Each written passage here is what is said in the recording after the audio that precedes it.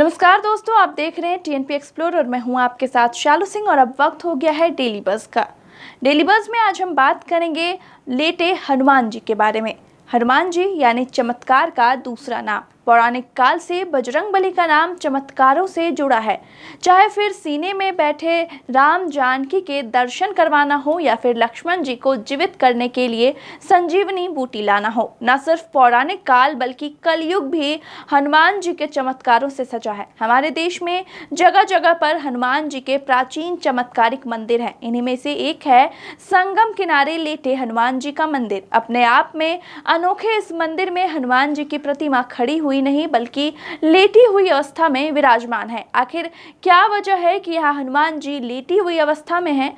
संगम के किनारे स्थित इस मंदिर के बारे में कहा जाता है कि संगम स्नान के बाद यहाँ दर्शन नहीं किए तो स्नान अधूरा माना जाता है। आइए जानते हैं क्या हनुमान जी की इस प्रतिमा का रहस्य और कैसे हुई इस मंदिर की स्थापना।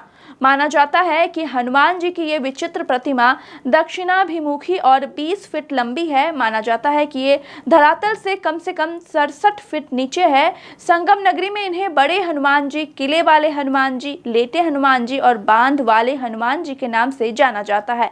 इस प्रतिमा के बारे में ऐसा माना जाता है कि इनके बाएं पैर के नीचे कामदा देवी और दाएं पैर के नीचे अहिरावण दबा है। उनके दाएं हाथ में राम लक्ष्मण और बाएं हाथ में गदा शोभित है।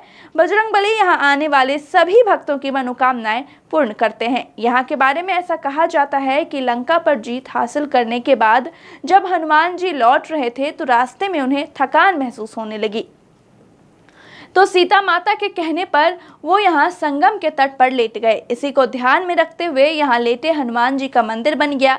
ये मंदिर कम से कम 600 से 700 वर्ष पुराना माना जाता है। बताते हैं कि कन्नौज के राजा की कोई संतान नहीं थी। उनके गुरु ने उपाय के रूप में बताया, हनुमान जी की ऐसी प्रतिमा निर्माण करवाइए जो राम लक्ष्मण को नागपाश से छुड़ाने के लिए पाताल में गए थे। हनुमान जी का ये विग्रह विंध्याचल पर्वत से बनवा कर लाया जाना चाहिए। जब कन्नौज के राजा ने ऐसा ही किया और वो विंध्याचल से हनुमान जी की प्रतिमा नाव से लेकर आए, तभी अचानक से नाव टूट गई और ये प्रतिमा जलमग्न हो गई। राजा को ये देखकर बेहद दुख हुआ और वो अपने राज्य वापस लौट गए। इस घटना के कई वर्षों बाद जब गंगा का जलस्तर घटा तो वहां धूनी जमाने का प्रयास कर रहे राम भक्त बाबा बालगिरी महाराज को यह प्रतिमा मिली। फिर उसके बाद वहां के राजा द्वारा मंदिर का निर्माण करवाया गया। प्राचीन काल में मुगल शासकों के आदेश पर हिंदू मंदिरों को तोड़ने का क्रम जारी था, लेकिन यहाँ पर मुगल सैनिक हनुमान जी की प्रतिमा को हिला भी ना सके।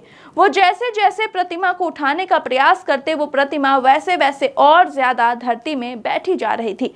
यही वजह है कि ये प्रतिमा धरातल से इतने नीचे बनी है।